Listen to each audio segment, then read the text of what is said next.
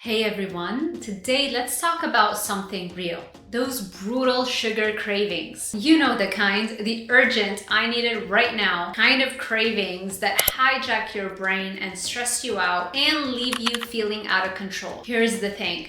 Cravings aren't about willpower or discipline. They're about your brain's dopamine system. Dopamine is your motivation molecule, and when your baseline dopamine level is low, your brain will be screaming for any sort of external dopamine in the form of sugar or a drug food. So how do we fix this?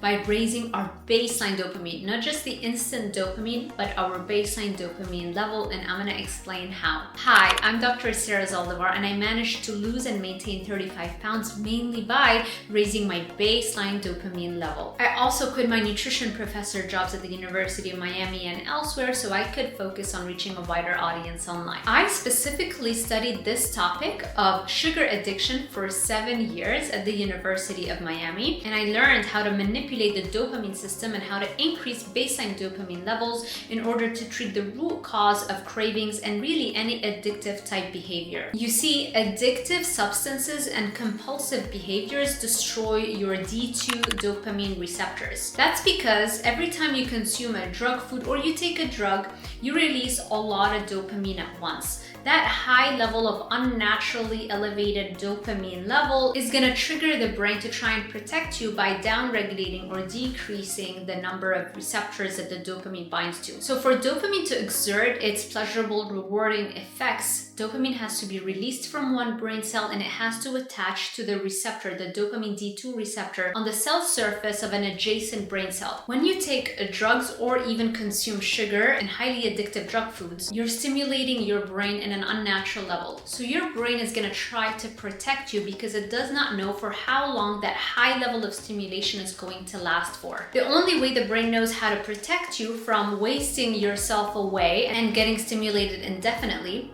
is by decreasing the number of dopamine D2 receptors. Now, even if you do consume drug foods, you don't have enough D2 receptors for all this dopamine to bind to, so you won't feel the same high or stimulation that you used to feel the first few times you consumed all that sugar. So what do people usually do in that case? They start to increase the dose of the drug. And so if you used to have just one cupcake, now you're probably having 2 or 3 to feel the same level of dopamine activity in your brain. You're trying to compensate for the reduced number of those dopamine D2 receptors. This is how tolerance builds. It happens with food addiction and it happens with all other kinds of drugs. The problem is the more you increase drug food consumption, the more you destroy further your dopamine D2 receptors. And your number of dopamine D2 receptors set the tone for your baseline dopamine level. It sets the tone for your baseline mood and energy and motivation level. Lower D2 receptor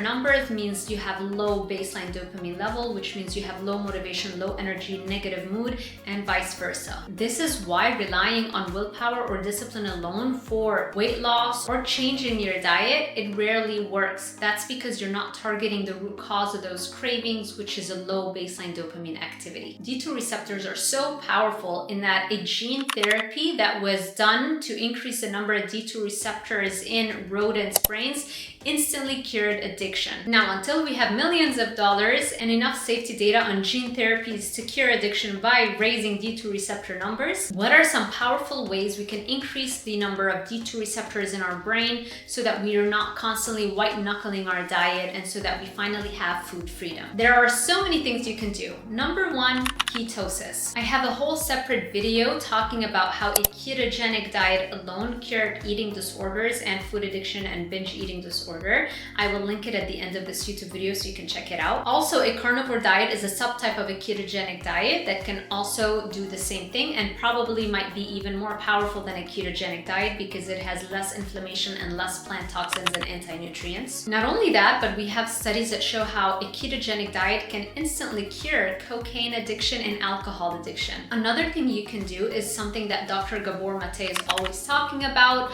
which is such a powerful concept, and that is prioritizing your authenticity and alignment with your desires and needs, as opposed to prioritizing connection and attachment at the expense of your desires and needs. I can talk for so long about this topic, but I'm not going to do that in this YouTube video. I just want to plant the seed and just remind you that there is no real connection or attachment without first honoring your authenticity, because real connection includes authenticity. Third way to raise D2 receptors is by positive self-talk and controlling the thoughts that you allow to fire in your brain. When you allow a positive, empowering, disciplined thought to fire in your brain, for it to fire, it has to release dopamine and serotonin and the good brain chemicals. But if you allow the negative and disempowering and helpless thoughts to fire, they only run on cortisol and norepinephrine. And so you can control your thoughts, which means that you can control which brain chemicals are firing, which means you can control your emotional state, and your emotional state dictates your behaviors. Again, we can talk a lot about this stuff, but I would recommend just checking out Dr. Joe Dispenza's countless content pieces on YouTube to really drive that point home.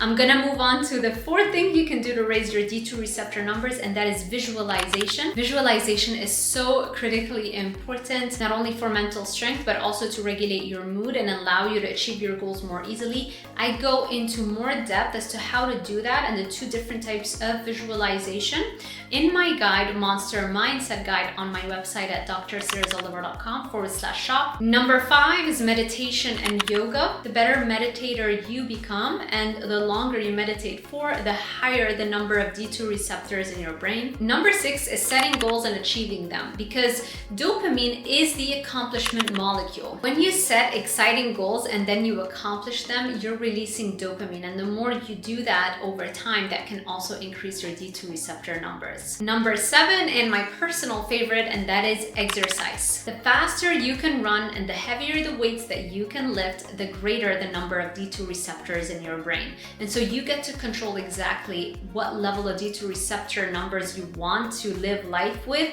by controlling your level of physical fitness. I actually filmed a YouTube video once on The Biggest Loser, the show, and I went and tracked all of the different winners of the show and which ones were able to maintain the weight loss and which ones couldn't. And all the ones that turned into an athletic, active lifestyle and maintained that for years were able to maintain their weight loss. So this idea that you can't really maintain the weight loss is not true. It's only true when you let go of the exercise component, because then you don't have this protective effect on keeping your D2 receptor numbers high. I've also filmed a YouTube video on this study, but it's worth repeating. This is a 2014 meta-analysis. A meta-analysis is the best type of quality study that you have. It looks at the highest quality studies on a certain topic, pulls them all together, and gives out a unifying conclusion.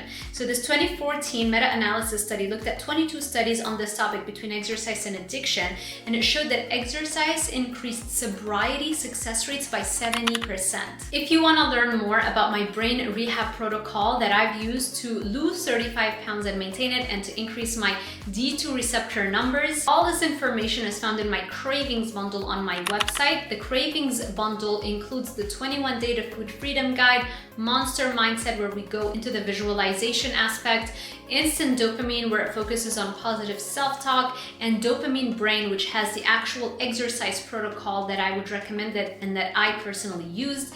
You can find them on drsarahzoldivar.com/shop. And for one-on-one coaching, it's drsarahzoldivar.com/coaching. Thank you so much for watching, and I will see you in the next one.